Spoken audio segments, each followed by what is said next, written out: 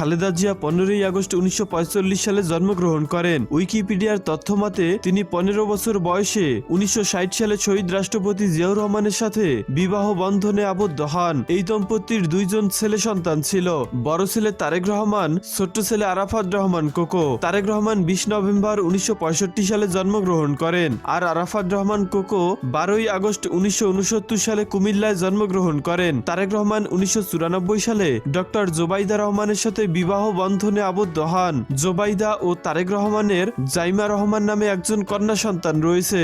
26 October 1995 সালে জাইমা রহমান জন্মগ্রহণ করেন। পেশায় তিনি একজন আইনজীবী। আরাফাত রহমান কোকো ব্যক্তিগত জীবনে সৈয়দা শর্মিলা রহমানের সাথে বিবাহ বন্ধনে আবদ্ধ হন। এই দম্পতির 2 জন কন্যা সন্তান রয়েছে, জাহিয়া রহমান ও জাফিয়া রহমান। কোকো 2015 সালে 24 জানুয়ারি কুয়ালালামপুরের মালয়েশিয়া জাতীয় মেডিকেল বিশ্ববিদ্যালয়